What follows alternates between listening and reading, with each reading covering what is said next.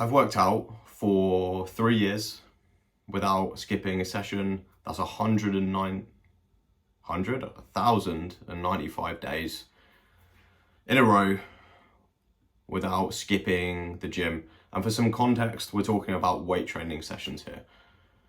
Now, obviously, I've learned a fair bit over that time period around the gym, training, motivation, consistency. Let's kind of jump straight in, actually. So the catalyst for me going on this the catalyst for me being more consistent with the gym 3 years ago was having a look at my gym usage. So I always thought of myself as someone that went to the gym like a gym person. Like, yeah, I train, I'm into my fitness and stuff. I think other people have that idea of me too. Do today and did back then as well. But I looked at I have an app that tracks how often I go into the gym. And when I enter, when I leave, it timestamps it and then says, right, this is how long you're in the gym for, and this is how many times you visited each month. Now, I looked at this and it was very eye-opening. I had it in my head that I'd been consistent with the gym. I'd been going, 3-4 days a week, Looking at the usage for that year was that's not what it actually was. In February of 2020, when was it? So I started this in 2022.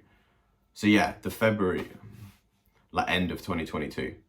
So the February of that year, it was 3.5 years ago now, I went to the gym. I looked at the usage. I'd been to the gym once. That was it. One session. It was the start of the month. So I went nearly 20 days without training at all. Then I looked at March. I went 5 times.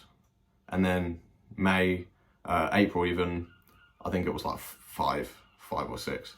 So I went to the gym in a 3-month period at the start of that year, 2022. I went to the gym 10 times. That's horrendous. That's 3 sessions a month. That's less than going once a week. 10 sessions, 12 weeks.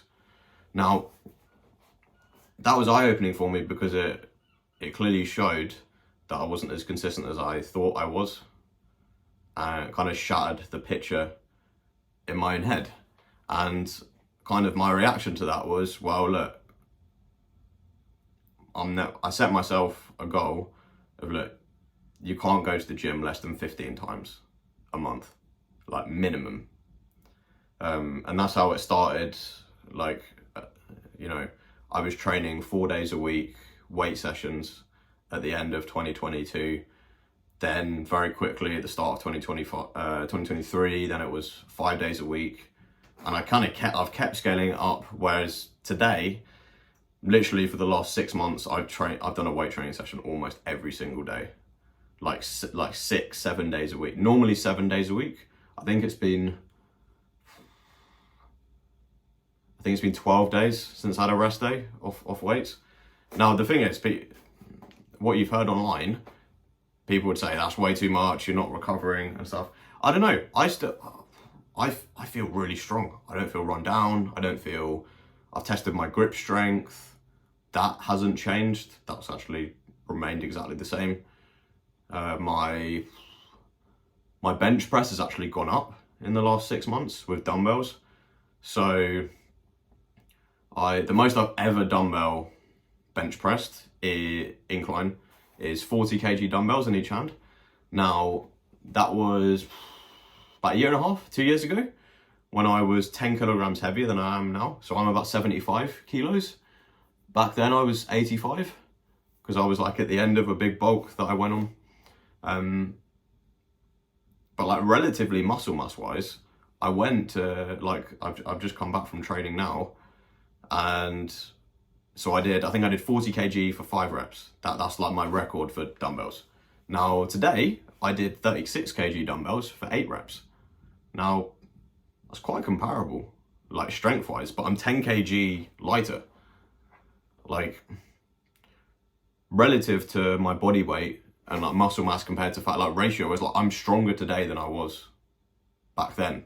Like, I've got more muscle mass because I weigh less. So I'd expect it, I probably would have expected the drop off to be a bit more. And I think 36 kg for 8 reps probably translates to like 38 for 6 maybe, or 36 for 7, 38 for 7 even. One second, my brother's just phoning me. All right, sorry about that, excuse me. So yeah, in terms of, so we can straight away get into like a technical detail actually. I don't really believe in the overtraining thing. I think majority of people are not overtraining because I think you've got to, well, there's two aspects of this, right? There's a total beginner.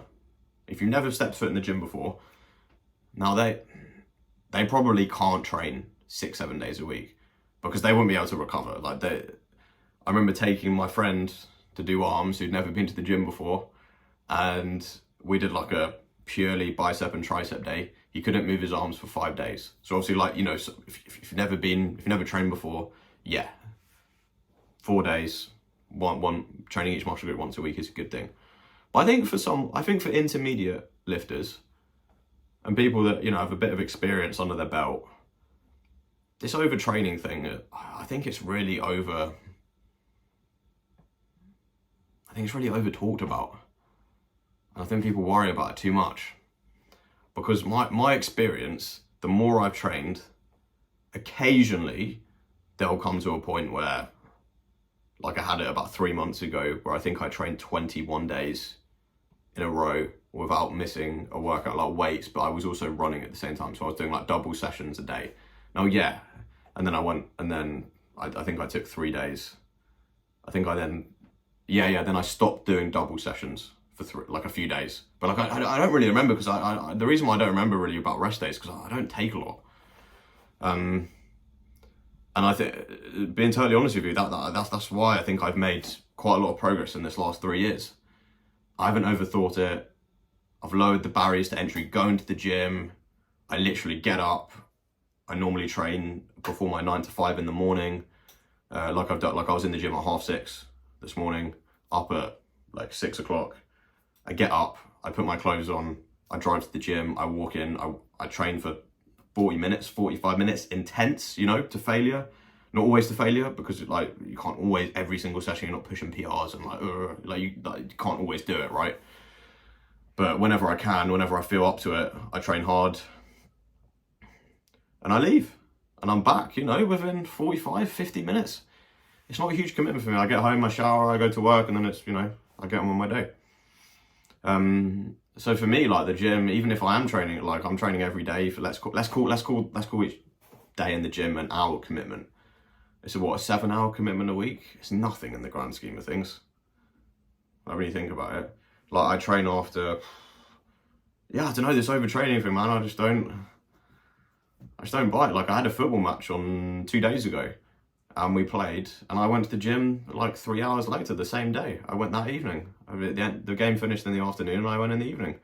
I did weights, and I went for a run the next. Like, you know, so yeah, that's one thing I would take. That you can make a lot of progress by just kind of ignoring the science a little bit, and just doing what feels right with your body. I'm not saying go out and train.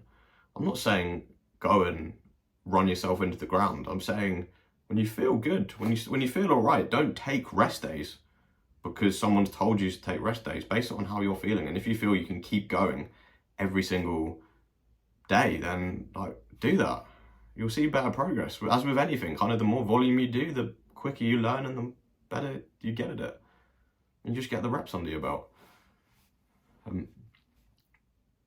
Another thing I've learned is this whole motivation discipline thing. Like motivation versus discipline, that's an argument, isn't it, that's presented online. You shouldn't have motivation because it's kind of a fleeting feeling, whereas discipline is when you just get up and do it. Now I kind of agree with that. And I definitely think I used discipline for maybe the first 6 months to a year of me training. Like there were days where I didn't want to go to the gym. I woke up and I was like, oh my God, I cannot think of anything worse to do for the workout. I would sometimes even do really short, like 20, 25-minute sessions because I just hated it.